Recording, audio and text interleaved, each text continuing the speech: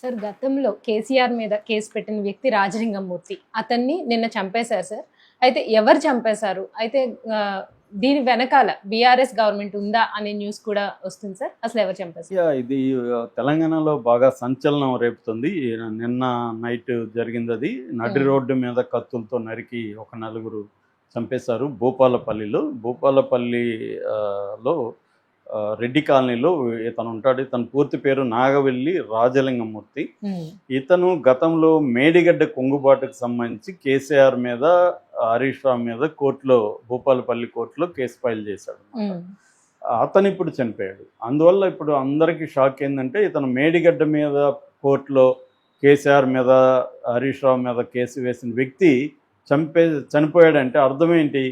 వాళ్ళ రోల్ ఏమైనా ఉందా అన్న యాంగిల్లో ఇప్పుడు డిస్కషన్ జరుగుతుంది. దీన్ని కాంగ్రెస్ కూడా ఉపయోగించుకొని మేడిగడ్డ మీద కేసు వేసిన రాజలింగమూర్తి సామాజికవేత్త ఆయన్ని చంపేశారన్న వార్తలు వైరల్ అవుతాయి. బట్ నాకున్న సమాచారం, నాకు కూడా ఏమి ఇన్డెప్త్ కాదు కానీ కొంత లిమిటెడ్గా ఉన్న సమాచారం ప్రకారం ఇతనేమి సామాజికవేత్త కాదు. ఇతను ఒక లిటిగెంట్. మామూలుగా కొన్ని ఏరియాల్లో ప్రతి చోట ఒక లిటిగెంట్లు ఉంటారు. వీళ్ళు ఏంటంటే ప్రతి విషయంలో జోక్యం చేసుకోవడం, కోర్టులో కేసులు వేసేయడం, పోలీస్ కంప్లైంట్లు ఇవ్వడం, ఇలాంటివి చేస్తూ ఉంటారు అన్నమాట. వీళ్ళకి కొంత లీగల్ నాలెడ్జ్ అవన్నీ ఉంటాయి.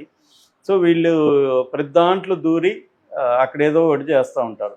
ఆ క్రమంలో వీళ్ళు కొంత సంపాదన ఉంటుంది. గతంలో యాక్చువల్గా ఈ రాజలింగమూర్తి బీఆర్ఎస్లో ఉండేవాడు. వీళ్ళ భార్య కౌన్సిలర్గా కూడా 15వ వార్డు భూపాలపల్లిలో కౌన్సిలర్గా కూడా ఆమె గెలిచిందనమాట. అయితే తర్వాత ఏమైంది, బీఆర్ఎస్ ఉన్నప్పుడే ఈ రాజలింగమూర్తి మీద రౌడీ షీట్ కూడా ఓపెన్ చేశారు. ఈవెన్ పీడీఏ యాక్ట్ కింద కూడా అతన్ని కేసు పెట్టారన్నమాట.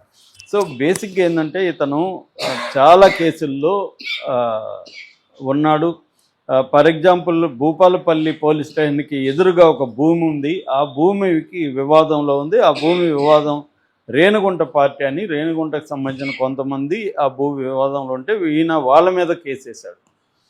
అందులో తలదూర్చాడు. అట్లాగే 171 సర్వే నెంబర్లో అటవీ శాఖ భూమికి సంబంధించి కూడా ఈయన కేసు వేశాడు. అక్కడ చాలామంది ఈయనకి వ్యతిరేకులుగా మారిపోయారు. అట్లాగే మాజీ సర్పంచ్ బుర్రా చంద్రయ్యతో కూడా ఈయన గొడవలు ఉన్నాయి. అంటే మల్టిపుల్ ఎనిమీస్ తనకు ఉన్నారు. కేవలం బీఆర్ఎస్ఏ ఇతన్ని చంపించిందని చెప్పలేం. పోలీసులు కూడా ఇది భూ వివాదాలకు సంబంధించిన హత్యగానే పోలీసులు చెబుతున్నారు.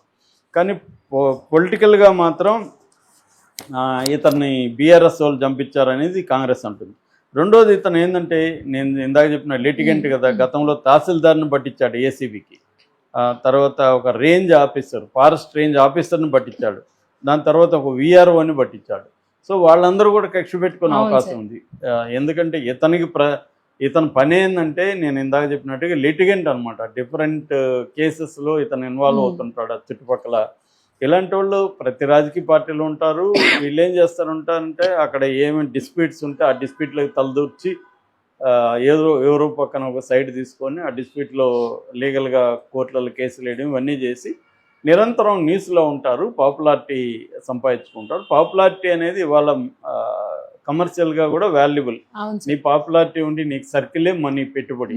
అలాగే ఇతను కూడా ఇటువంటి అనేకం చేస్తాడు. అయితే దీనివల్ల ఏంటంటే శత్రువులు కూడా తయారవుతారు. ఎప్పుడైనా ల్యాండ్ గొడవలోకి తలదూరిస్తే చాలా మనం ఇద్దరు వైపు ఉండలేం కదా, ఒకరి వైపే ఉండాలి. రెండు పార్టీలలో ఒకరి వైపు ఉన్నప్పుడు ఇంకొకరు శత్రువులు అవుతారు. ఇతనికి పైగా కోర్టులలో కేసులు వేసే లక్షణం కూడా ఉంది. డిస్ప్యూట్లోకి వెళ్ళిపోతాడు, కేసులు వేస్తున్నాడు, పైగా రౌడీ షీటరు. అంటే బేసిక్గా ఇతను మామూలుగా తెలంగాణలో ఎక్కడైనా ఉంటారు వీళ్ళు. తెలంగాణలో ప్రత్యేక పరిస్థితి ఏంటంటే మాజీ నక్సలైట్లు ఎక్కువ మంది ఇక్కడ పంచాయతీలు చేస్తుంటారు, ల్యాండ్ పంచాయతీలు. ఎందుకంటే మాజీ నక్సలైట్లకి మిగతా క్రిమినల్స్కి తేడా ఏంటంటే మాజీ నక్సలైట్లకి కొంత ఆర్గనైజేషన్ తెలివితేటలు ఎక్కువ ఉంటాయి. పనిచేసి ఉంటారు కాబట్టి ఎలా ఒక సిస్టమేటిక్గా ఎలా పనిచేయాలి అనేది ఒకటి ఉంటుంది. రెండు, పోలీస్ వ్యవస్థ, న్యాయ వ్యవస్థ వీటికి సంబంధించిన నాలెడ్జ్ వాళ్ళకి బాగుంటుంది. మూడు, వాళ్ళకి అనుచరులుగా ఉండే వాళ్ళు కూడా మాజీ నక్సలైట్లు ఉంటారు కాబట్టి వాళ్ళకి వెపన్స్ వాడడం కానీ, ఒకరిని అటాక్ చేయాలంటే సిస్టమేటిక్ ఒక ఆర్గనైజ్డ్గా అటాక్ ఎలా చేయాలి అంటే, మామూలు వాళ్ళు అటాక్ చేస్తే వాళ్ళు ఏదో గుడ్డిగా పోయి చేస్తారు. కానీ వీళ్ళు ఏం చేస్తారు, వీళ్ళు టీమ్ని ఫామ్ చేస్తారు. అసాల్ట్ టీము, డిఫెన్స్ టీమును ఫామ్ చేస్తారు. తర్వాత అసాల్ట్ టీం దగ్గర ఎలాంటి వెపన్స్ ఉండాలి, డిఫెన్స్ దగ్గర ఎలాంటి వెపన్స్ ఉండాలి, తర్వాత క్లీనింగ్ టీం ఉంటుంది, హత్య చేసినాక ఓ, అవి సాక్ష్యాధారాలను గుర్తులు క్లీన్ లేకుండా. చేయడం. Okay, okay. తర్వాత ఒక టీం ఏమో సరెండర్ అయిపోతారు ముందుగా కోర్టుకి, ఎందుకంటే సరెండర్ అయిపోతే పోలీసులు ప్రెజర్ వీళ్ళ మీద ఉండదు.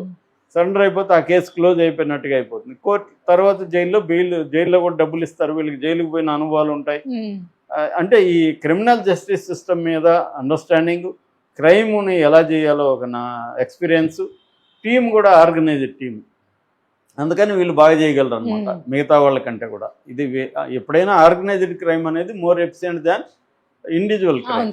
సో అలాగా ఇతను కూడా ఒక రౌడీ షీటరు, తర్వాత జైలుకి వెళ్ళాడు గతంలో.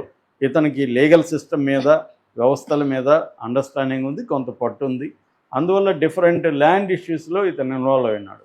కాబట్టి ఇది కేసీఆర్ మీద, మేడిగడ్డ మీద కేసు వేయడం వల్ల ఇతను చంపేస్తారనే వార్తలో వాస్తవం నాకైతే కనిపించలేదు. ఇతను బేసిక్గా తన పర్సనల్గా గొడవల్లో ఉంచే ఎవరో ఒకరు ఇతను చంపేస్తుండే. ఎందుకంటే ఇతని వల్ల చాలామంది బాధితులు ఉన్నారు. ఎందుకంటే ఇప్పుడు కేసులు వేసేసినప్పుడు ఆ ల్యాండ్ త్వరగా డిస్ప్యూట్ తెగదనమాట. మామూలుగా అయితే తెగేది, ఇతను ఎంటర్ అయ్యేది ఇన్ని కోర్టులోకి వేస్తాడు, కోర్టులో తేలదు.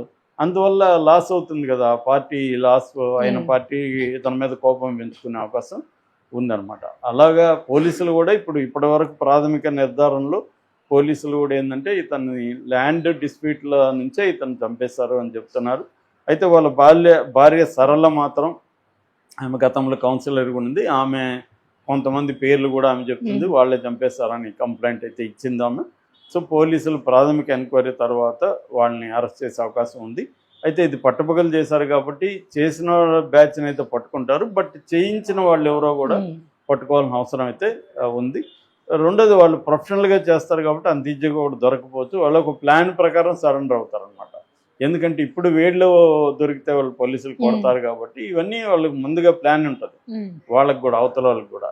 సో అందువల్ల ఏం జరుగుతుంది అనేది మనం చూడాల్సిన అవసరం అయితే ఉంది. ప్రస్తుతానికి మాత్రం ఇదంతా కూడా ఎలాగ ఉందంటే కేసీఆర్ మీద కేసు పెట్టిన ఇతన్ని చంపేశారు అన్న, అది కూడా మేడిగడ్డ. ఎందుకంటే మేడిగడ్డ ఎంత కాంట్రవర్షియల్ అయిందో మనం చూసాము.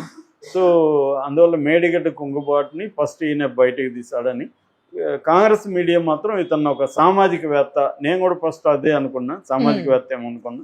తర్వాత మన సోర్సెస్ ద్వారా విచారిస్తే ఇతను సామాజికవేత్త ఏం కాదు, ఇతను మామూలుగా లిటిగెంట్, అనేక కేసులు పెట్టుకుంటా పోతున్నాడు. ఆ కేసుల్లో ఇతను దొరికాడు. ఇప్పుడు అంటే వాళ్ళ ప్రత్యర్థులు ఎప్పటి నుంచో ఇతని మీద కక్ష పెంచుకొని సమయం కోసం ట్రై చేస్తున్నారు. ఇప్పుడు సమయం దొరికి వాళ్ళు ఫ్రస్ట్రేషన్ పీక్స్లోకి వెళ్ళింది. ప్రధానంగా పోలీస్ స్టేషన్కి ఆపోజిట్గా ఉండే ల్యాండ్ ఇష్యూలని జరుగుండొచ్చు అనేది ఇప్పటి వరకు చెప్తున్న విషయం అన్నమాట. మరి నిజాలు అంటే కొద్ది రోజుల తర్వాత కానీ మనకు బయటికి రావు. Thank you sir.